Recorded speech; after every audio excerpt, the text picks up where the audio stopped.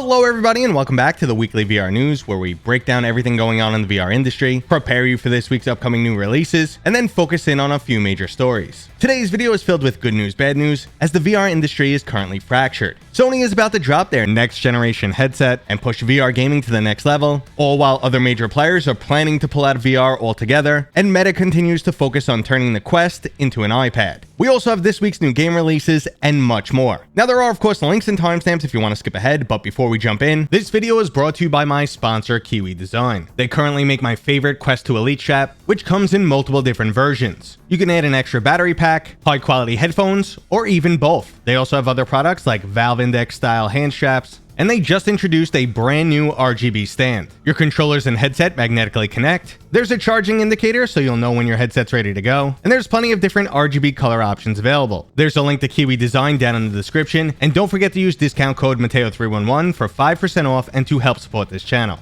Okay, so let's start this video off with a segment I recently started, and that's a mini review because I'm no longer really doing full reviews on this channel. Last week we saw the release of the rhythm shooter Gun Jam, and I was pleasantly surprised. Now my expectations on this title were a bit off, as this is very similar to Pistol Whip, but the overall mechanics are a bit different. You will be gliding around on rails, but instead of straightforward, there'll be both vertical and horizontal movement, and there'll be areas that you'll have to clear before moving on. Additionally, the rhythm aspect is much more in your face compared to Pistol Whip, as you can see the beat playing out at the bottom of the screen, and you just want to repeatedly shoot to match it. You'll also get an array of different weapons that you could switch between, each with their own specific pros and cons. Now throughout my gameplay, I found myself constantly nodding along to the beat and loving both the soundtrack and graphics. So if you're a fan of games like Pistol Whip, you might want to check this one out. But moving on to upcoming new releases, our first title is The Signifier. This is a detective-themed psychological thriller that has you jumping between realities, solving puzzles, and unraveling a dark mystery. It originally released on flat screen back in 2020 and has some very positive reviews, and I expect diving into this world from a VR perspective will make things that much creepier. Now, horror themes in VR don't mix that well with me, but I know some people love this stuff, and if that's you, go check out this game. Next up, we have the hack and slash platformer Mixture. Now, platformers tend to be lighthearted or even more kid-friendly, but not Mixture. This has a bit more of a darker theme and atmosphere with a focus on combat. It also features what they call self-co-op, as you're controlling both the exiled knight and taking on the role of the alchemist, who can pull resources from the world, craft them into potions, and use them to help the knight in both combat and to solve puzzles. Now, I've already played a bit of this title, and you can most likely expect to see a mini review in next week's news, but for now I'll say it's a welcome addition to the underrepresented VR platformer genre. But let's move on to a genre that's definitely not underrepresented in VR, and that's roguelites, which we're getting one more of with the Light Brigade. Featuring both realistic gun mechanics and magical spell-like abilities, you're setting out to restore light to the world. Now, this is another game I've already spent a few hours in, and it feels a bit like In Death Unchained has been moved from the medieval era and into World War II. You have that same type of good and evil battle taking place, but instead of gothic creatures, it's now corrupted World War II style soldiers. It also doesn't play quite like your typical roguelite. The pacing definitely feels different, as I've played over an hour without dying. There's a larger emphasis on storyline than you typically see, and there's just some really cool mechanics and decisions made for this game that I don't want to spoil just yet. So if you're looking for some procedurally generated action filled with the forces of light and darkness battling it out, definitely go check out the Light Brigade. And that right there, outside of the PlayStation VR 2, which we will get into later, is this week's new releases. But we do have a few additional game stories to go over, starting with an official Street Fighter VR is in the works. Now, this might be limited to just Japan, and maybe even only arcades, but experiencing this title from a first-person perspective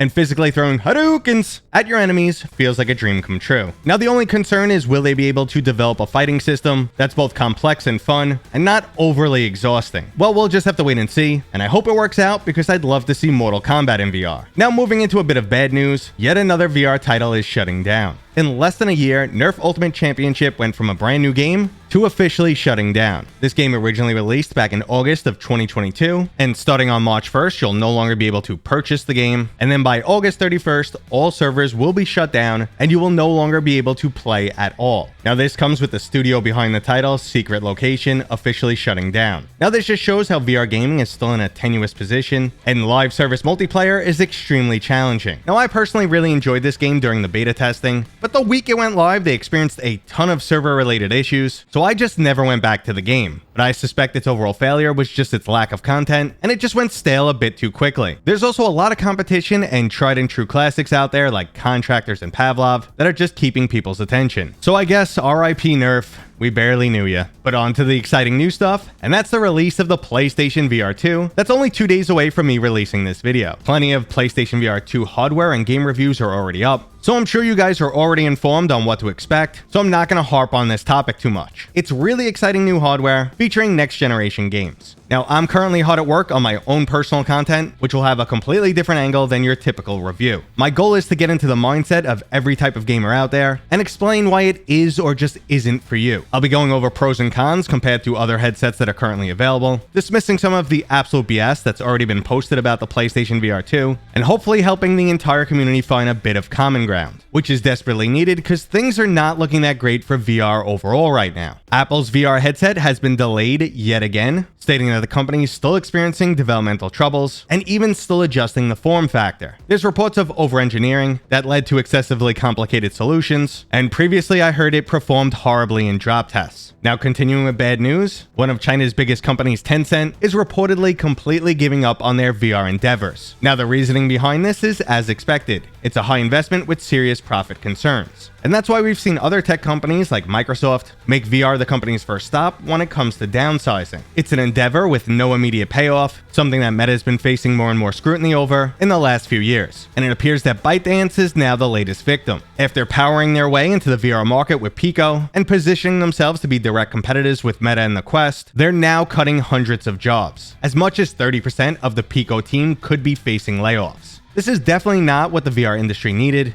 as Pico was the only direct competitor to Meta, and it looks like their position's about to be significantly weakened. Now, all of this might actually work in PlayStation VR's favor, as they're the only VR company putting the main focus on games right now. It's clear that the VR community is fractured. The PCVR community is being held on by flat to VR mods. Everyone besides Meta is currently either eliminating or downsizing VR. The company is also highly focused on moving their platform outside of gaming and into general computing, and we're also seeing a lot of VR console fanboyism and PC master race stuff. It's a bit painful right now on sites like Reddit and Twitter. Now, I'm about to drop some very strong opinions, so I would love to hear your feedback down in the comments, and I have to admit that I have inadvertently stoked the flames a couple times. When I jokingly compare Quest 2 footage to PlayStation VR footage, I have to realize that I do at least have some level of influence, and I'm going to tick someone off. Now, that's not my goal. I personally think stuff like this is funny, and feel people should be a bit more lighthearted, but I understand that people get really invested in their hardware of choice. Sometimes my gut reactions or internal thoughts shouldn't be publicly broadcasted, and that's kind of what happened this week on Twitter. Now, with a simple post and a limited amount of characters, it's impossible to express a deep opinion. So I gave my gut reaction on Meta demoing their new touch interface, which became extremely divisive, so let's break it down here in a lot more detail. Meta's demo showed how you could completely interact with the Quest interface, including a bunch of hand-tracked web-based games. Now, I looked at this demo and was underwhelmed for multiple different reasons. I acknowledge it's a cool step forward, but here's why I can't look at it and be excited. For starters, the Quest interface is just an absolute buggy mess. Every other update breaks something, and currently it's just super twitchy for me. My Guardian doesn't like to engage, tracking's off, and pass-through's even glitchier than normal. Now, before you say it's my headset, keep in mind that I own more than one, and I have both a Quest 2 and Quest Pro. So I want Meta to address these issues before giving us gimmicky new features. And yes, I feel like this is a gimmick. Someone explain to me why I should really care about this right now. Now, I understand this is instrumental to the future and XR technologies, but right now it offers nothing, and it's going to be years before Meta can compete with something like an iPad. Let's face it, they're cheaper, more comfortable, feature actual tactile feedback, and have all-day battery life. But there's two final kickers for me. The first is the Quest Pro is a productivity platform, and they're sitting there playing Brick Breaker. Additionally, while people are finally getting excited about VR again, with high-quality games coming from PlayStation, Meta decides, hey, this is what we'll show off. And I'm sorry, but it's just so not sexy. Now, this is an impressive technological feat, but it looks lame to the average user,